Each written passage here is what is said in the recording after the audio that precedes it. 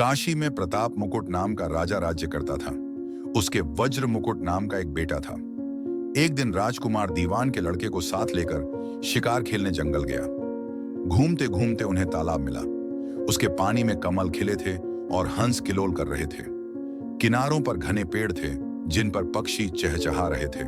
दोनों मित्र वहां रुक गए और तालाब के पानी में हाथ मुंह धोकर ऊपर महादेव के मंदिर पर गए। घोड़ों को उन्होंने मंदिर के बाहर बांध दिया। वो मंदिर में दर्शन करके बाहर आए तो देखते क्या है कि तालाब के किनारे राजकुमारी अपनी सहेलियों के साथ स्नान करने आई है। दीवान का लड़का तो वहीं एक पेड़ के नीचे बैठा रहा, पर राजकुमार से न रहा गया। वह आगे बढ़ गया। राजकुमारी ने उसकी ओर देखा तो वह उस पर मोहित हो गया। राजकुमारी भी उसकी तरफ देखती रही। फिर उसने किया क्या कि जूड़े में से कमल का फूल निकाला, कान से लगाया, दांत से कुतरा, पैर के नीचे दबाया और फिर छाती से लगा अपनी सखियों के साथ चली गई। उसके जाने पर राजकुमार निराश हो अपने मित्र के पास आया और सब हाल सुनाकर बोला, मैं इस राजकुमारी के बिना नहीं रह सकता, पर मुझे न तो उसका नाम मालूम है न ठिकाना। वह कैसे मिलेगी? दीवान के लड़के ने कहा, राजकुमार आप इतना घबराएं नहीं, वह सब कुछ बता गई है। राजकुमार ने पूछा, कैसे? वह बोला, उसने कमल का फूल सिर से उतारकर कानों से लगाया तो उसने बताया कि मैं कर्नाटक की रहने वाली हूं। दांत से कुतरा तो उसका मतलब था कि मैं दंतबाट राजा की बेटी हूं। पांव से दबाने का अर्थ था कि मेरा नाम पद्मावती है और छाती से लगाकर उसने बताया कि तुम मेरे दिल में बस गए हो। इतना सुनना था कि राजकुमार खुशी से फूल उठा। बोला, अब मुझे कर्नाटक देश में ले चलो। दोनों मित्र वहां से चल दिए। घूमते फिरते सैर करते दोनों कई दिन बाद वहां पहुंचे। राजा के महल के पास गए तो एक बुढ़िया अपने द्वार पर बैठी चरखा काटती मिली। उसके पास जाकर दोनों घोड़ों से उतर पड़े और बोले, माई, हम सौदागर हैं, हमारा सामान पीछे आ रहा है, हमें रहने को थोड़ी जगह दे दो।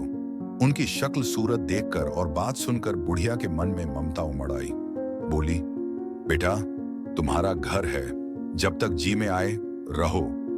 दोनों वहीं ठहर गए। दीवान के बेटे ने उससे पूछा, माई, तुम क्या करती हो? तुम्हारे घर में कौन कौन है?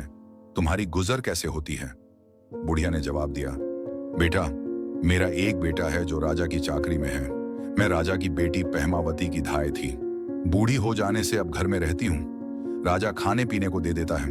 दिन में एक बार राजकुमारी को देखने महल में जाती हूँ। राजकुमार ने बुढ़िया को कुछ धन दिया और कहा, माई, कल तुम वहां जाओ तो राजकुमारी से कह देना कि जेठ सुदी पंचमी को तुम्हें तालाब पर जो राजकुमार मिला था वह आ गया है। अगले दिन जब बुढ़िया राजमहल गई तो उसने राजकुमार का संदेशा उसे दे दिया। सुनते ही राजकुमारी ने गुस्सा होकर हाथों में चंदन लगाकर उसके गाल पर तमाचा मारा और कहा, मेरे घर से निकल जा। बुढ़िया ने घर आकर सब हाल राजकुमार को कह सुनाया। राजकुमार हक्का बक्का रह गया। तब उसके मित्र ने कहा, राजकुमार, आप घबराएं नहीं, उसकी बातों को समझें। उसने देसों उंगलियां सफेद चंदन में मारी। इससे उसका मतलब यह है कि अभी 10 रोज चांदनी के हैं। उनके बीतने पर मैं अंधेरी रात में मिलूंगी। 10 दिन के बाद बुढ़िया ने फिर राजकुमारी को खबर दी तो इस बार उसने केसर के रंग में 3 उंगलियां डुबोकर उसके मुंह पर मारी और कहा, भाग यहां से। बुढ़िया ने आकर सारी बात सुना दी। राजकुमार शोक से व्याकुल हो गया। दीवान के लड़के ने समझाया, इसमें हैरान होने की क्या बात है? उसने कहा है कि मुझे मासिक धर्म हो रहा है, 3 दिन और ठहरो। 3 दिन बीतने पर बुढ़िया फिर वहां पहुंची। इस बार राजकुमारी ने उसे फटकार कर पश्चिम की खिड़की से बाहर निकाल दिया। उसने आकर राजकुमार को बता दिया। सुनकर दीवान का लड़का बोला, मित्र, उसने आज रात को तुम्हें उस खिड़की की राह बुलाया है। मारे खुशी के राजकुमार उछल पड़ा। समय आने पर उसने बुढ़िया की पोशाक पहनी, इत्र लगाया, हथियार बांधे। दोपहर रात बीतने पर वह महल में जा पहुंचा और खिड़की में से होकर अंदर पहुंच गया। राजकुमारी वहां तैयार खड़ी थी। वह उसे भीतर ले गई। अंदर के हाल देखकर राजकुमार की आंखें खुल गईं। एक से एक बढ़कर चीजें थीं। रात भर राजकुमार राजकुमारी के साथ रहा। जैसे ही दिन निकलने को आया कि राजकुमारी ने राजकुमार को छिपा दिया और रात होने पर फिर बाहर निकाल लिया। इस तरह कई दिन बीत गए। अचानक एक दिन राजकुमार को अपने मित्र की याद आई। उसे चिंता हुई कि पता नहीं उसका क्या हुआ होगा। उदास देखकर राजकुमारी ने कारण पूछा तो उसने बता दिया।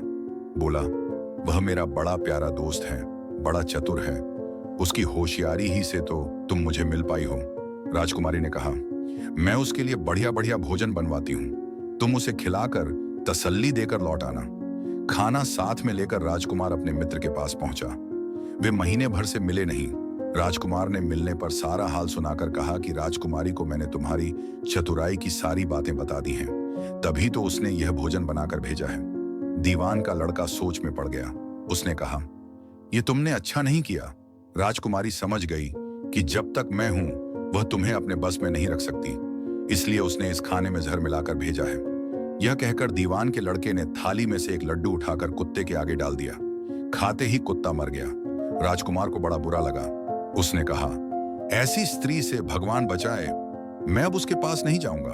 दीवान का बेटा बोला, नहीं, अब ऐसा उपाय करना चाहिए जिससे हम उसे घर ले चलें। आज रात को तुम वहां जाओ। जब राजकुमारी सो जाए तो उसकी बाईं जांघ पर त्रिशूल का निशान बनाकर उसके गहने लेकर चले आना। राजकुमार ने ऐसा ही किया। उसके आने पर दीवान का बेटा उसे साथ ले योगी का भेष बना, मरघट में जा बैठा और राजकुमार से कहा कि तुम ये गहने लेकर बाजार में बेच आओ। कोई पकड़े तो कह देना कि मेरे गुरु के पास चलो और उसे यहां ले आना। राजकुमार गहने लेकर शहर गया और महल के पास एक सुनार को उन्हें दिखाया। देखते ही सुनार ने उन्हें पहचान लिया और कोतवाल के पास ले गया। कोतवाल ने पूछा तो उसने कह दिया कि ये मेरे गुरु ने मुझे दिए हैं। गुरु को भी पकड़वा लिया गया। सब राजा के सामने पहुंचे। राजा ने पूछा, योगी महाराज, ये गहने आपको कहां से मिले? योगी बने दीवान के बेटे ने कहा, महाराज, मैं मसान में काली चौदस को डाकिनी मंत्र सिद्ध कर रहा था कि डाकिनी आई। मैंने उसके गहने उतार लिए और उसकी बाईं जांघ में त्रिशूल का निशान बना दिया। इतना सुनकर राजा महल में गया और उसने रानी से कहा कि पद्मावती की बाईं जांघ पर देखो कि त्रिशूल का निशान तो नहीं है। तो था। राजा को बड़ा दुख हुआ। बाहर आकर वह योगी को एक ओर ले जाकर बोला, महाराज, धर्मशास्त्र में खोटी स्त्रियों के लिए क्या दंड है? योगी ने जवाब दिया, राजन, ब्राह्मण, गौ, स्त्री, लड़का और अपने आश्रय में रहने वाले से कोई खोटा काम हो जाए तो उसे देश निकाला दे देना चाहिए। यह सुनकर राजा ने पद्मावती को डोली में बिठाकर जंगल में छुड़वा दिया। राजकुमार और दीवान का बेटा तो ताक में बैठे ही थे। राजकुमारी को अकेली पाकर साथ ले अपने नगर में लौट आए और आनंद से रहने लगे। इतनी बात सुनाकर बेताल बोला, राजन, यह बताओ कि पाप किसको लगा है? राजा ने कहा, पाप तो राजा को लगा। दीवान के बेटे ने अपने स्वामी का काम किया। कोतवाल ने राजा को कहना माना और राजकुमार ने अपना मनोरथ सिद्ध किया। राजा ने पाप किया जो बिना विचारे उसे देश निकाला दे दिया। राजा का इतना कहना था कि बेताल फिर उसी पेड़ पर जा लटका। राजा वापस गया और बेताल को लेकर चल दिया। बेताल बोला, राजन सुनो, एक कहानी और सुनाता हूं।